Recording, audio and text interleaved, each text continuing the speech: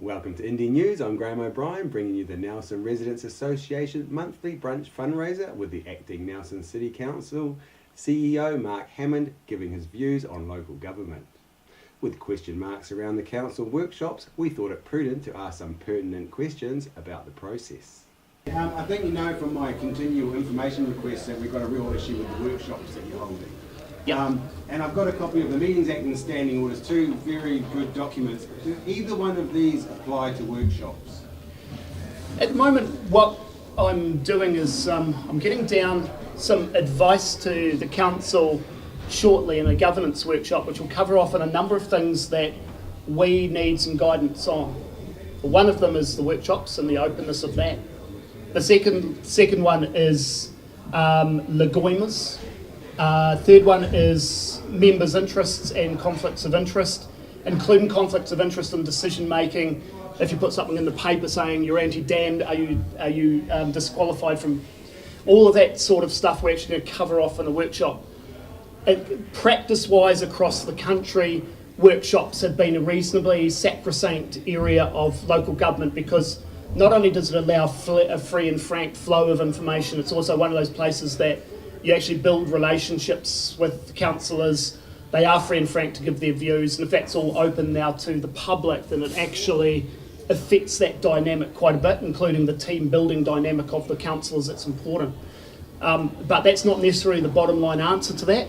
Well, what is the bottom line answer? Are these documents, these documents have any standing in the workshop? Yes or no? The way that we're approaching it at the moment, and we're on a journey to how open we will be, we are starting to become more relaxed about workshops involving the public over some things. But it was interesting, one of the ones I just saw recently had a mix of what I might call open things, so we're happy with public, and closed things all intermingled in the same document. And I was reflecting on that and thinking, well, that's quite interesting. We certainly treat workshops very differently from meetings, and even in the way that we prepare the material is different. So in terms of a shift overnight from A to B, no. But in terms of are we on a journey and we are looking at this seriously, yes we are.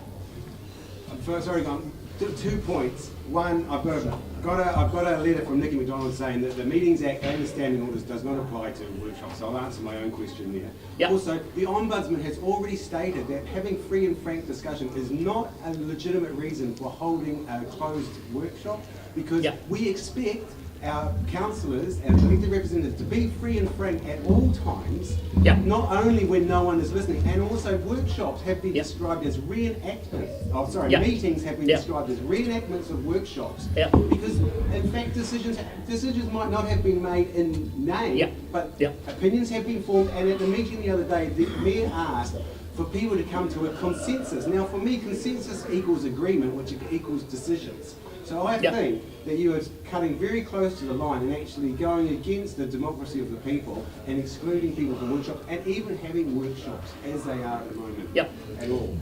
So you can understand that there is quite an issue in terms of workshops. It's more so here that I've experienced in Nelson than other places where that's not been an interest for other groups.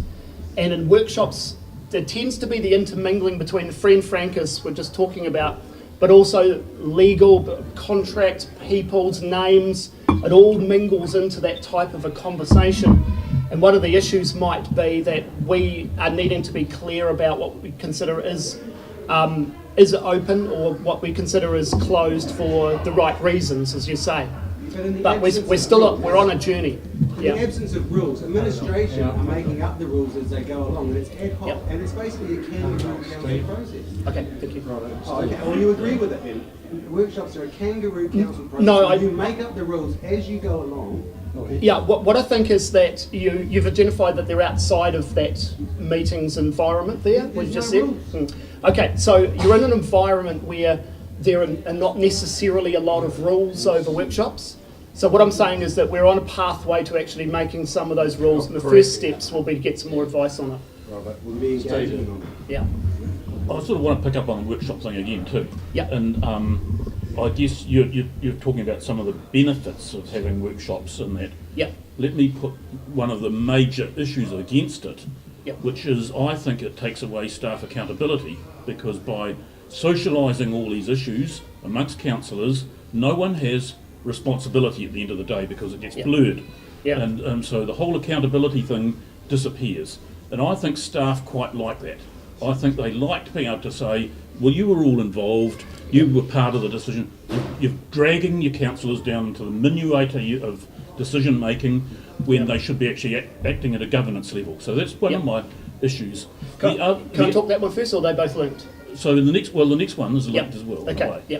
And the other one is there is no contestability of the advice that staff are giving. Yeah. And quite often, and I can tell you now because I've been looking at the Waimea Dam very hard, Yep. and seeing some of the information that council has been given in workshops, and a lot of it is erroneous or biased or slanted to one point of view, and they're not getting the other view, and by the time it goes out to consultation it's too late because everyone's formed their views and they've been Yep. well and truly indoctrinated. And I can give you some really specific examples about that, Yep. where stuff has gone wrong. So I'd like to... Okay. Can you, Tracy, that was supposed to be a question? Yeah, well, no, I'm okay, asking so for comment on it. I Because can, it's yeah, people- yeah. The only reason I say is people down the back can't hear what you actually are. Okay, so a précis on that would be that this use of workshops is something that staff use to socialise issues, and if you like, to lead a conversation to a certain outcome, and they rather like that. It takes away accountability to the decision-making process, something like that. And also, the other part of what he was saying was erroneous advice. If I can address the first part of that, yeah, I think that there is a danger of turning a workshop into decision making, and that's a clear no-no.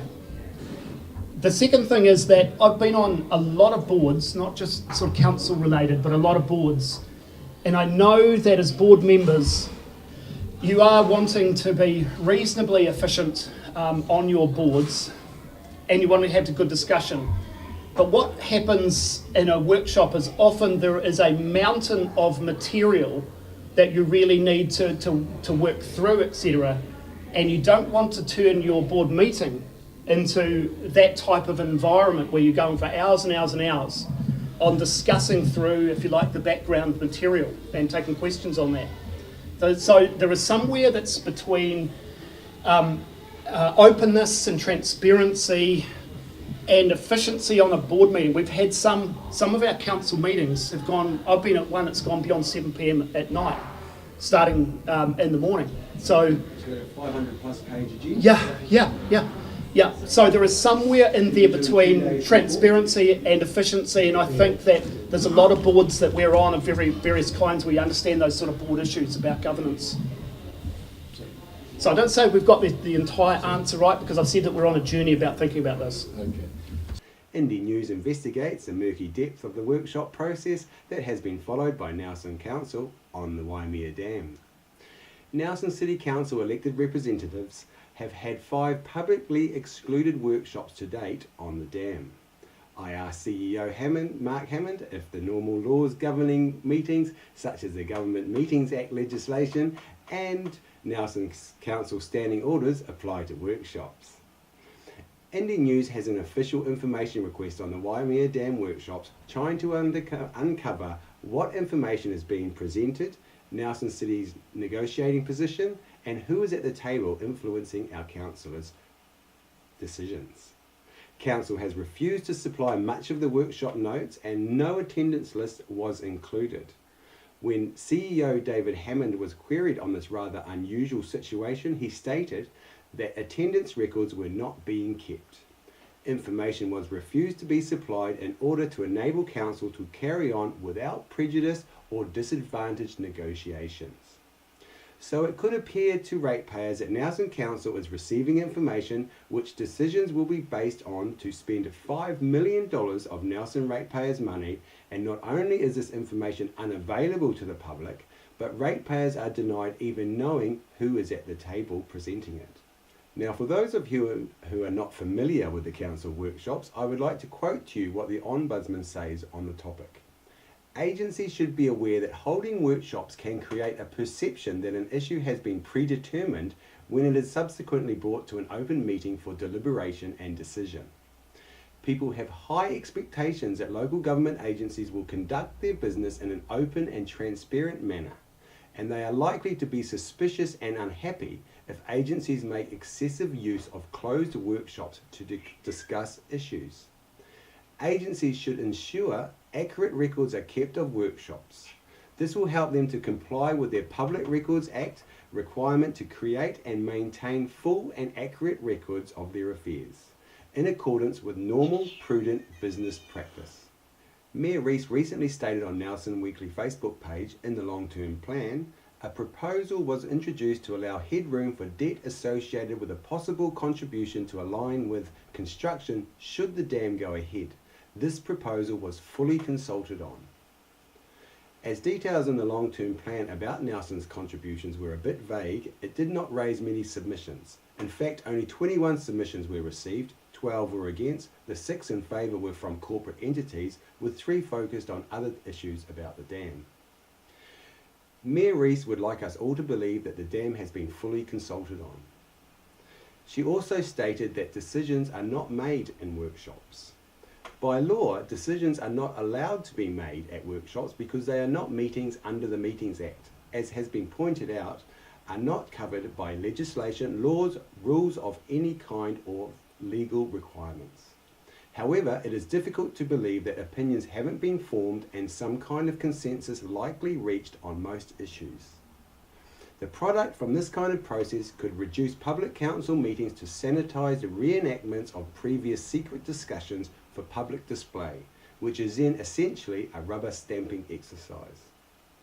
Nelson Council is now saying they are taking submissions on the Waimea Dam proposal under a special consultative procedure, and that your submissions will help shape Council's decisions on the dam. Well, maybe. INDE News understands that in 2014, Tasman District Council received approximately 900 submissions, with 850 of those against the proposed dam. Mayor Kempthorne said that this result would be taken into consideration at the time. However, last month he used his casting vote to push the dam through to the next stage. You can have your say or contact Nelson Council through their website. All submitters are given an opportunity to speak on their submission, which is highly recommended to highlight your opinion and help advance the democratic process of our local government. The recent public meetings held in Richmond by the Water Information Network would have been a good chance for Nelson councillors to gather more information on the debate. Unfortunately, only Councillor Stuart Walker felt the need to hear both sides of the debate on this $5 million question that Nelson ratepayers are being asked to fund. I'm Graham O'Brien, and that's it from INDE News for now.